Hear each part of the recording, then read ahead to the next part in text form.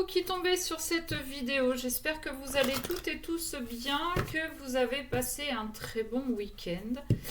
Vous êtes sur la chaîne Mémo de là, je suis Aurore et on va aller voir quelles sont les énergies du jour. Quel message devez-vous recevoir? Qu'est-ce que vous devez comprendre, entendre, conscientiser? C'est ce que on va voir avec l'oracle des signes pour aujourd'hui. Merci à tous ceux et toutes celles qui sont abonnés à ma chaîne. Si vous passez par là, que ce n'est pas fait, c'est le moment. Ça ne coûte rien, c'est juste un clic.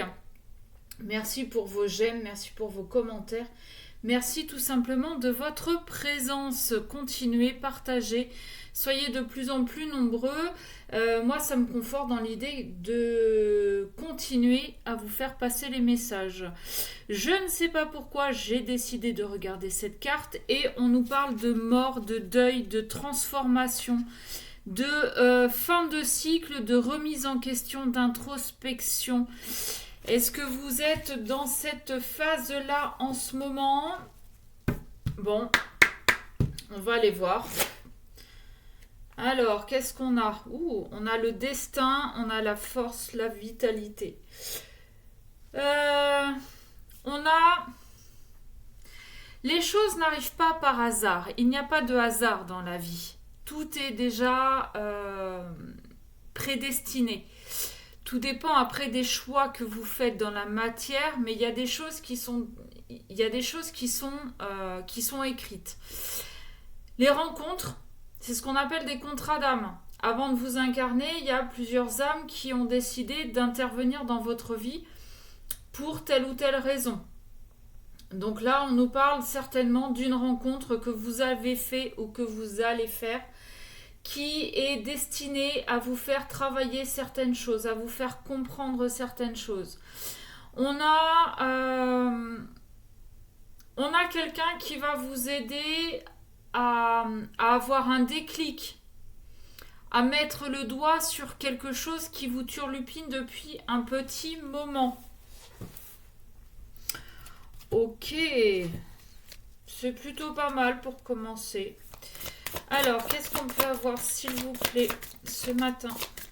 Alors, je dis ce matin parce que je tourne le matin, mais quel que soit le moment où vous regardez cette vidéo, il n'y a pas de... C'est pas parce que je tourne le matin qu'il faut absolument la regarder le matin. Imaginez quand je dors pas et que j'enregistre au beau milieu de la nuit, je ne vais pas vous dire de vous lever pour regarder. D'accord? Quel que soit le moment. Et puis vous adaptez à votre situation. Hein? C'est une guidance générale. Ça ne peut pas parler à tout le monde. Puis vous adaptez aussi.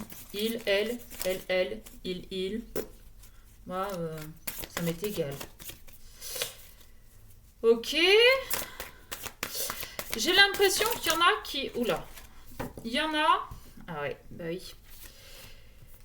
J'ai le voyage et la distance hein, quand même. J'ai l'impression qu'il y en a qui s'éloignent, qui partent d'une situation. Alors on me parle de la ville. Ça se peut que vous travaillez en ville, dans des bureaux ou dans un commerce quelconque. J'ai l'impression que vous partez pour vous isoler.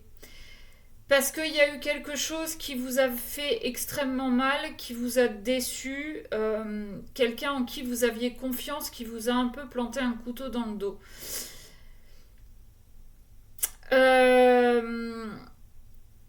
Attention aussi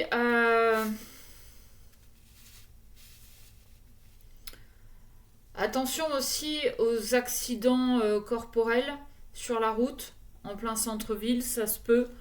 Les gens roulent de plus en plus n'importe comment, n'ont aucune conscience des dangers. Beaucoup se croient invincibles, donc clignotant, priorité, machin, ça, on s'en bat les steaks. On avance, on se croit tout seul et surtout on se croit immortel. Donc soyez prudents quand même si vous prenez la voiture ou le vélo ou la trottinette. D'autant plus en trottinette, hein, ça devient n'importe quoi, mais bon, bref. On a ça et j'ai aussi l'idée avec ce qu'on avait à la coupe, j'ai l'idée qu'il y a quelqu'un là qui vous a fait du tort. Comment vous expliquer? Qui vous a fait du tort, mais c'était pour vous amener sur un moment de votre parcours, pour vous remettre en question. C'est un mal pour un bien en fait. C'était vraiment la claque que vous deviez prendre dans la tronche pour vous amener à comprendre certaines choses, à prendre de la hauteur et peut-être à quitter un boulot qui ne vous convenait plus. L'hiver. Alors, soit les choses sont devenues hyper froides, gelées, glacées, ou bien les choses vont se passer cet hiver. J'ai la femme, j'ai la maison. On parle de déménagement, de maison. Là, j'ai plus la notion aussi de prendre soin de son intériorité, de sa solidité. J'ai l'impression que vous traversez quelque chose qui, jusqu'à maintenant, si vous n'aviez pas travaillé sur vous, aurait pu vous plonger dans une espèce de dépression.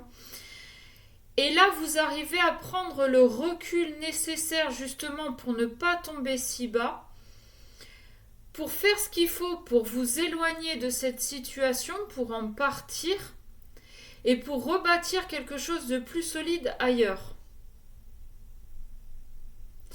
Et en même temps, vous prenez soin de votre enfant intérieur, du cœur de la maison, de votre foyer. Ok,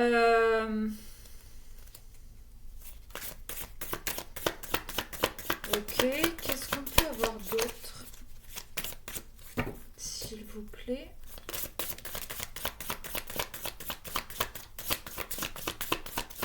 Plutôt chouette en fait comme message. Bah voyez, j'ai encore le foyer, j'ai la famille, j'ai la construction, j'ai la transformation. Ouais, c'est ça, hein. C'est qu'il y a eu quelque chose là dans votre vie où il va y avoir, adapté hein, comme d'habitude, il y a quelqu'un là en qui vous pensiez avoir confiance, mais en fait qui vous l'a fait à l'envers. Alors dans la matière, c'est quelque chose de purement et simplement méchant. Mais au niveau animique, au niveau du travail intérieur, c'est quelque chose qui était programmé pour vous amener sur un chemin de guérison, pour vous amener à vous occuper de vous, de votre foyer. Peut-être que vous étiez trop... Ah, j'ai pas le mot.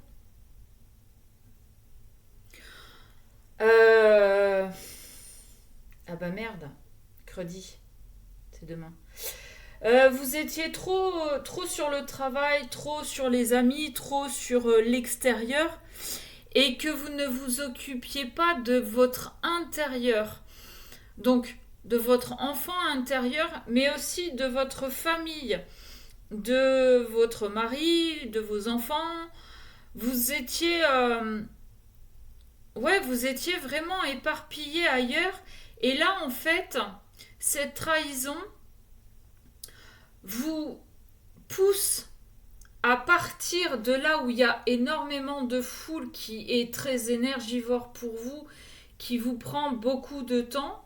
Ça vous pousse à prendre de la hauteur sur le sens de la vie, mais ça vous pousse aussi à déménager pour aller vers quelque chose de beaucoup plus sain, de beaucoup plus calme.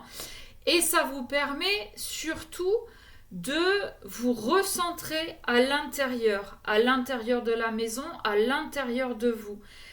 Et ça va créer une véritable transformation. Non, j'ai beaucoup trop de cartes là, les gars. J'en veux une. Ok. Ah, j'aime bien ça en fait. La fidélité. l'ancrage. Et en dos de deck, j'ai la séduction.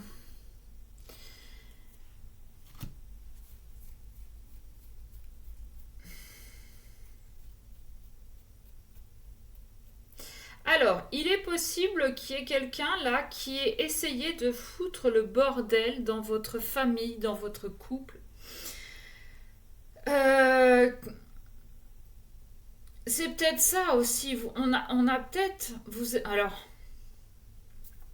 vous êtes peut-être quelqu'un de plutôt infidèle. Et il n'y a aucun jugement là-dessus.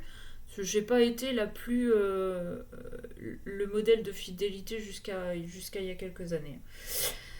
Vous êtes peut-être plutôt quelqu'un d'infidèle et là il est possible que vous ayez votre retour de bâton, c'est-à-dire que votre mari ou votre femme, selon qui vous êtes et avec qui vous êtes en couple, et fait la même chose. Et sauf que vous êtes en train de comprendre que ce que vous avez fait et qui a pu potentiellement faire du mal à l'autre, vous êtes en train de le prendre en pleine face. Ça vous pousse, vous avez une grosse discussion et ça vous pousse à vous recentrer sur ce que je vous disais, sur le foyer, sur l'intérieur, sur votre couple, sur vos enfants, sur votre famille. Ça vous a très certainement obligé à déménager pour vous éloigner de toutes ces tentations qu'il pouvait y avoir, pour arrêter tout ça.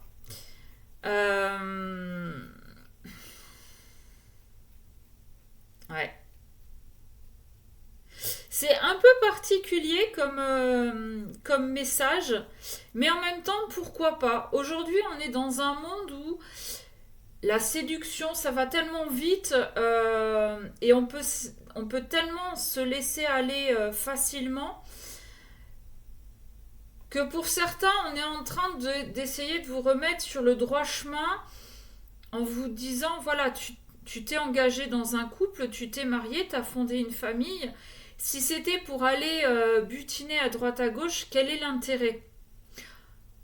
Aujourd'hui, recentre-toi sur ton couple, sur ta famille, et si vraiment c'est ça le cœur du problème, alors pose-toi des questions. Mais pose-toi les bonnes questions. Est-ce que tu dois partir de ce foyer ? Est-ce que tu dois essayer de reconstruire ? Est-ce que tu dois... voilà. Quelles sont tes parts de responsabilité ? Quelles sont ses parts de responsabilité ? Parce que on va pas se mentir non plus. Dans un couple, s'il y en a un des deux qui va voir ailleurs, c'est que il y a celui qui va voir ailleurs qui n'a pas dit ce qui n'allait pas, mais l'autre très probablement n'a pas dit non plus ce qui lui manquait et a laissé faire. Ok. Donc je pense qu'on on vous pousse vraiment là sur la question de fidélité, de valeur. Et surtout, on vous pousse à vous recentrer sur vous-même, sur votre foyer. On vous pousse à être un petit peu plus dans l'ici et le maintenant, plus faire les choses en conscience, c'est-à-dire quand tu débauches, c'est pas juste poser ton manteau dans l'entrée, mettre tes charentaises et puis aller préparer à manger sans faire attention à l'environnement, sans faire attention à ce que tes enfants ou ton mari peuvent te dire.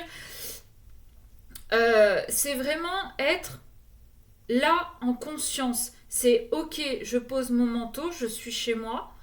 Mon mari ou mes enfants me parlent, qu'est-ce qu'ils me disent réellement ? Qu'est-ce que j'entends, qu'est-ce que je comprends, et c'est vraiment prendre le temps d'échanger.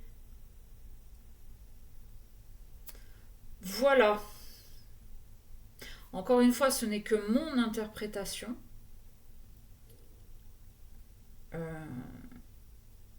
Bon.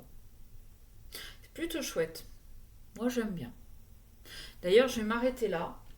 Si ça vous a parlé et que vous voulez une guidance personnalisée, mesmots-de-là@gmail.com, je vous donnerai les infos. N'oubliez pas que j'ai également les messages de votre autre avec son prénom. Et puis voilà, sur ce, je vous fais des bisous et je vous dis à très vite. Allez, je vous souhaite une belle journée.